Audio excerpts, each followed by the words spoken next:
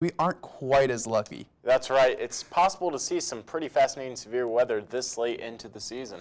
Yep. Today we'll talk about some seasonal severe weather that happens this late in the fall season. Now, when you think of tornadoes, first and foremost, people think of spring, early May, March, sometimes even fall, or not fall, but early in the spring, like early in the year. You're talking April, May, June, yeah. Months like that. But we're talking about tornado events, big tornado events that happen in fall. And most people think of fall just leaves and the sun and maybe a little bit of rain here and there, getting ready for winter. But and the occasional snow shower, don't forget that. Yeah. You know, not always the best part of fall, but it's still a part of the fall season. But sometimes we get these events that just sneak up on you. It's like, oh, hey, tornadoes all over the place. Like November 17th is a big one, the Caledonia tornado. We've got some we're talking about today from even late August, which August is the month where the tornado season starts to die out. You know, people aren't going out seeing as many tornadoes. It's still warm out, but then because we're starting to get into that transition season.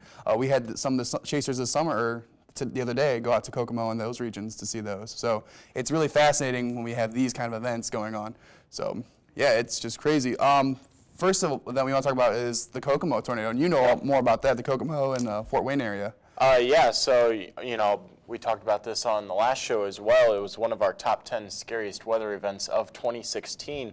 The Kokomo, Indiana tornado on August 24th, 2016. There's some footage right there. Yeah, as you can see on air right now, we have some of that footage sent in from one of the meteorology majors, Will White, here at Valpo. And, you know, it wasn't a very well forecasted event. And that's part of the reason why, you know, it made our list of scary events. There really just wasn't enough observations up aloft in the atmosphere to really see the spin in the atmosphere. Yeah. And really a lot of it was lower level spin that kind of brought up these tornadoes. The largest of that outbreak was EF3 to the north side of Woodburn, Indiana, which is only about 10 minutes from where I live. And you know, on the previous show we talked about, my mom actually got a video from our front porch of that tornado, and they went and they saw some of the damage, and it was rather extensive, just trees uprooted everywhere. And one of the coolest videos really from the damage survey then that the National Weather Service in northern Indiana conducted, they took a drone and they went over the path of the tornado, and you can actually see the individual vortex signatures through the cornfields that were still standing. So it was pretty amazing pictures to come out of there. Luckily, no one was seriously injured or killed. So I mean, I'm looking up right here on the laptop. That's why I have the laptop today for extra information. 10 tornadoes hit the state during that day.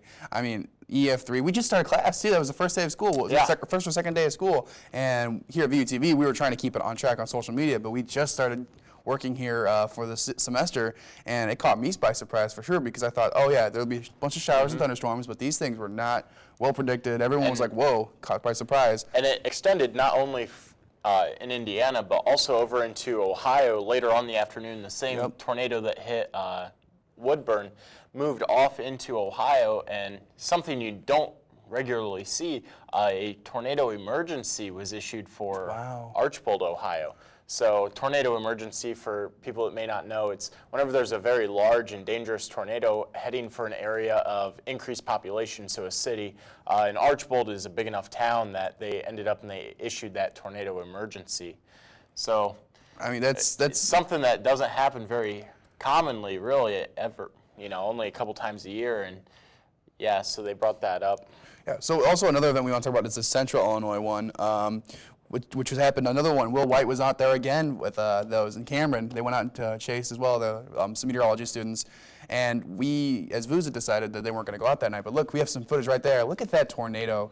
That's not far at all from where I was this summer, outside of Champaign near Homer.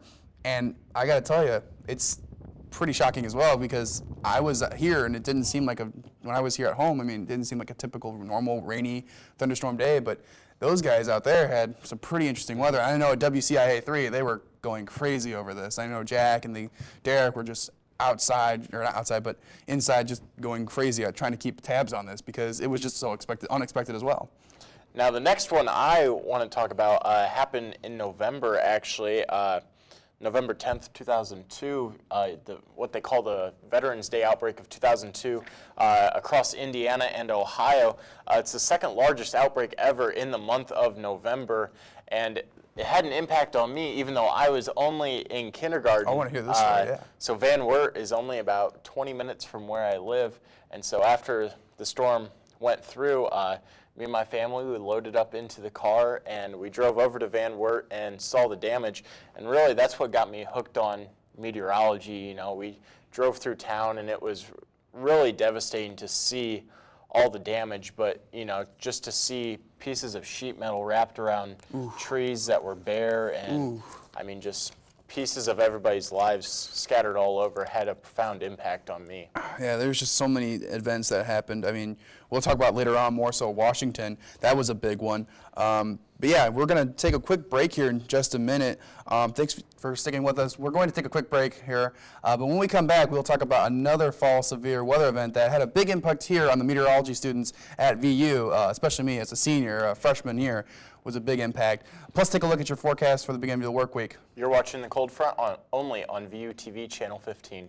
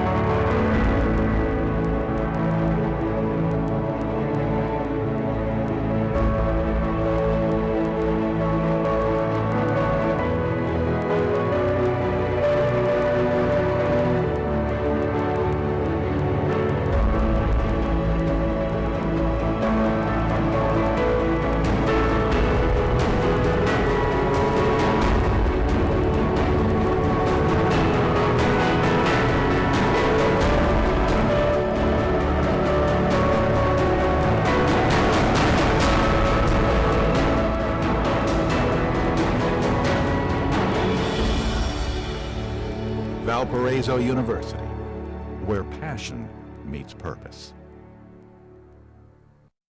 Thanks for sticking with us. We continue our discussion on late fall severe events with one in particular, November 17th, 2013. Now, I'm going to start with myself because I have a lot of influence from this storm system. I was a freshman at the time, and that was before I really got into the severe, more into the meteorology, because freshman year, you have a lot going on. You know, you're trying to just fit in with the college world. But I remember at the university here up in the Weather Center, they were just keeping tabs on it. In fact, VUTV decided not to go chasing that day because it was such a dangerous situation, and that actually came into fruition. We had over 80 tornadoes reported that day, I believe, and it was just a monster of a system. Washington was heavily hurt. I know I have family that used to live in Tazewell County, so I kept seeing the tornado warnings like, oh, Tazewell County, that's where Grandma and Grandpa used to live. So it was a really big system.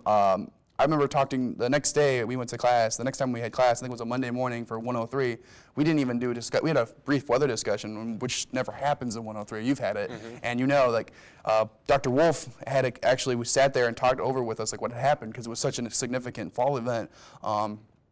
He said that, I mean, had Indiana, our part of Indiana, Valpo, had more sunshine that day and more instability, we could have gotten hit just as bad as well with even harsher storms. I mean, it was crazy to think how much damage was in Illinois and even into central Indiana, let alone what could have happened here, which I think the Chicagoland area, northwest Indiana, got spared pretty easily from this. I'm just trying to remember, yeah, it was just crazy day. I remember waking up, seeing the radar, and just thinking, yep, it's going to be one of those days. Walked outside, and I could just feel it. You sometimes as a meteorologist, you can feel and just know what's going to happen weather-wise that day, and that was definitely one of those days where I was like, we're going to get some severe weather today, for sure, definitely.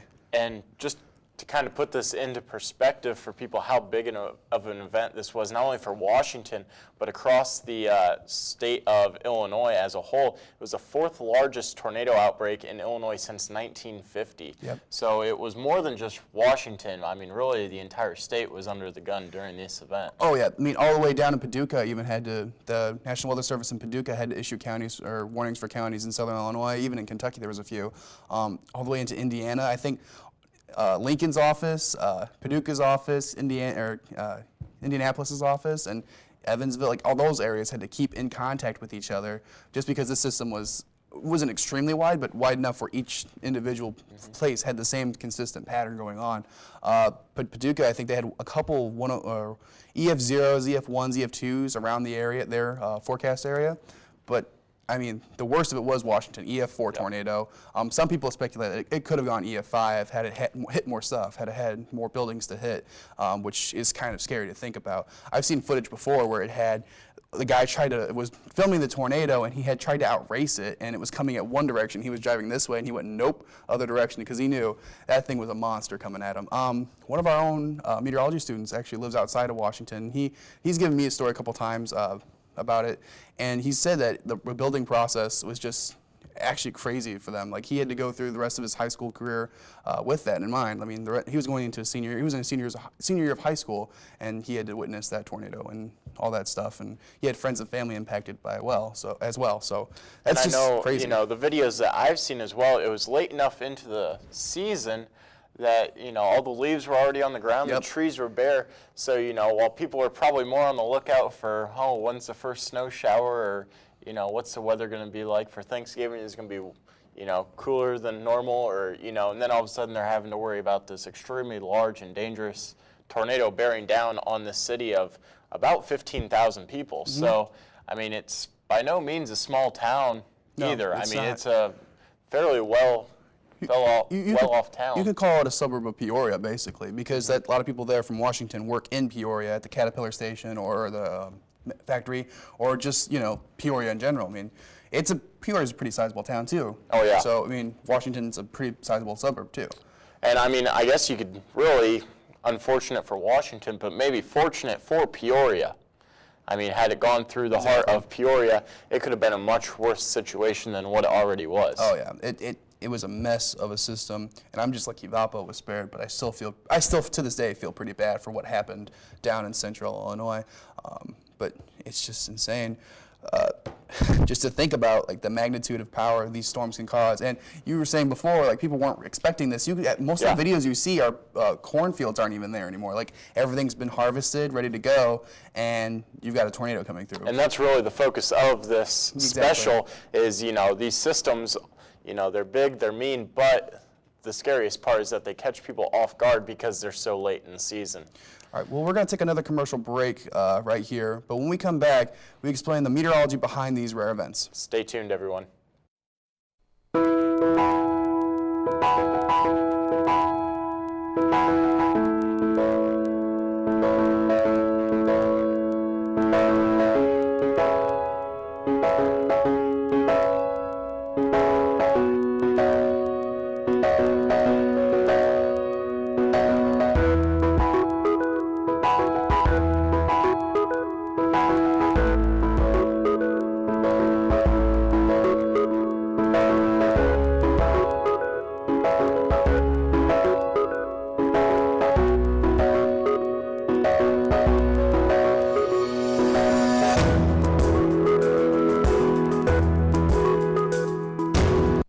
Good morning, Valparaiso University. What's a better way to start your day than with a new jam? And WVUR has just what you need.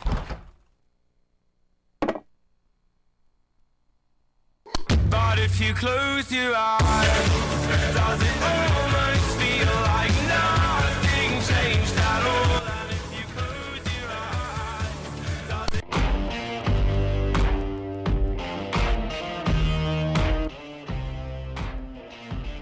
If Daniel won't change your mind, baby, right. Broadcasting sports, news, weather, and music on air, online, and on campus. Now, most people associate severe weather with the spring months of April and May and June, like we said before, but this type of severe weather can happen anytime throughout the year. Fall is also known as the second tornado season, and it can produce outbreaks across the country, like we've talked about. November is actually a common time for tornadoes to develop, with about 58 tornadoes occurring on average during this month in the United States, across the United States. So Adam is a little bit more versed in the meteorology classes, more so than I am. So really there is a profound difference between Yes, there spring is. severe weather events and fall severe weather events. And so we're kind of talking off air, and a lot of it has to do with the jet stream. Exactly. Jet dynamics in the spring are a little bit different than in the fall. Yes, they're both intense because you're going through two transitions. You're going from the winter to the summer, that period in between spring, as we all love. That's when you're going to have your strongest jets going from being strong to weak. But they're still pretty strong because you still got the instability coming in. So you've got the instability coming in, and your jets are starting to weaken, so they hit that focal point of, there you go. You've got enough ingredients right there to make a strong severe weather situation. In the spring and the fall, it's a little bit different. It's the opposite. Your instability is going down because you're getting ready to go into the winter, but your jets are still becoming more intense because you're going into the winter. Winter has the strongest upper level winds and low level winds. Your strongest winds are found in the winter time, even though we associate our strongest winds with tornadoes in the springtime. But that's the thing. It's whenever those jets are changing, that's when you're going to have your strongest events overall. I mean, I've seen events where we've had like little to no instability, low LCLs, like we thought, oh, nothing of it. You get 1 or 2 tornadoes out of that system in November, October. Like, in the wind shear, you look at the wind shear and you're just like, oh my gosh, like, how is this not happening?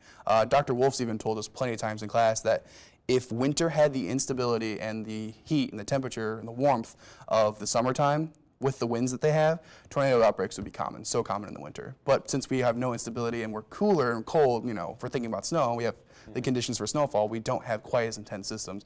Sometimes we'll get the occasional where it gets to 60 degrees in January and February, and there you go, 1 or 2 days. You've got those strong jets that haven't shifted over because your gradients in temperature overall haven't changed, and those jets are still strong, and you'll get tornado events in the winter. That's what happens in the deep south as well. They're going through that transition consistently.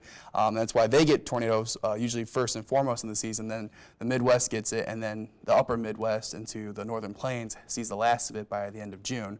So that's the really interesting thing I like to think about is like you got to think about your time scales and your temperature scales, and you got to think more meteorologically about this than just, oh, it was warm, we had the perfect setup, we're done. Well, what else could there have been to focus up on it? And so you mentioned wind shear. So Yes. I guess for the people at home that may not know, so wind shear, as you go higher up into the atmosphere, it's really just the change in either direction or wind speed as you go higher up into the atmosphere, and you need that shear in order to kind of get some of that spin in the atmosphere to produce some of these tornadoes. So another thing you were talking about was instability.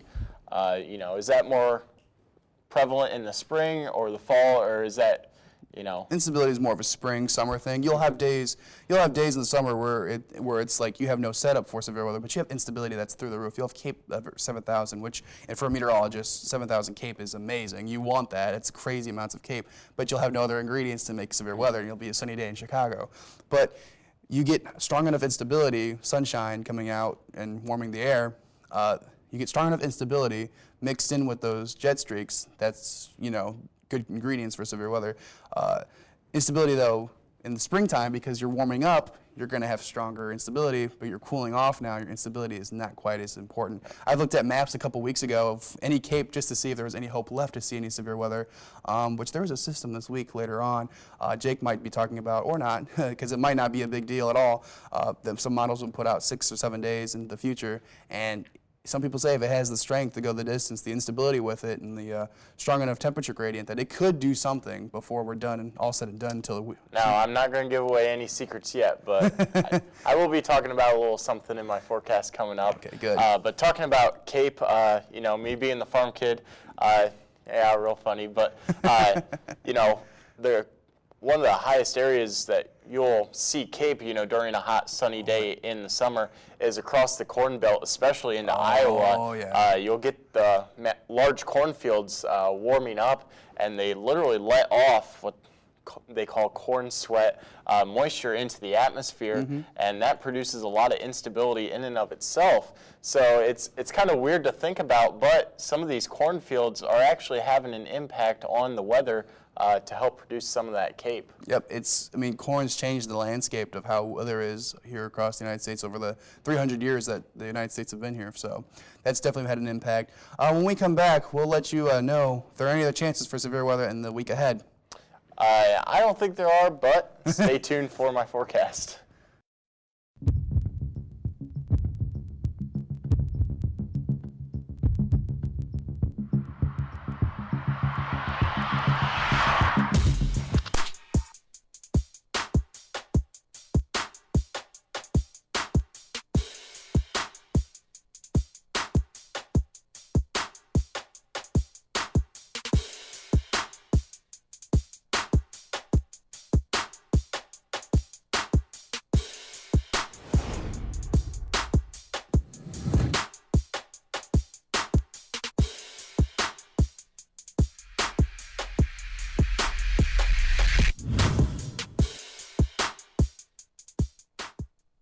Good morning, Valparaiso University. What's a better way to start your day than with a new jam?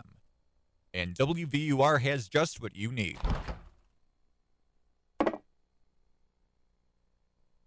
But if you close your eyes, does it almost feel like nothing changed at all? And if you close your eyes, does it...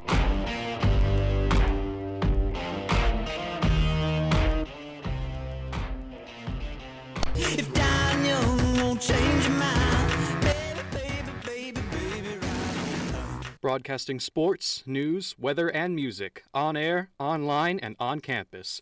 WVUR is my jam.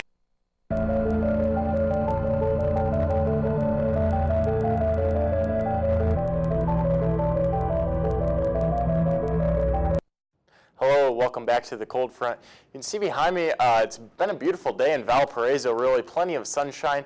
We're at current temperature of 57 degrees rather, and we're gonna have those strong southwest winds, which is really warming us up, bringing some of the warmth out of the south.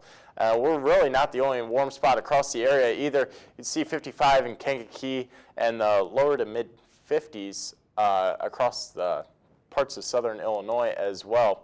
As we look at radar and satellite, another big story, absolutely nothing across the Central Plains. Plenty of sunshine, so we have a small system up into the Pacific Northwest right now, but we'll be dealing with that much later on in the week.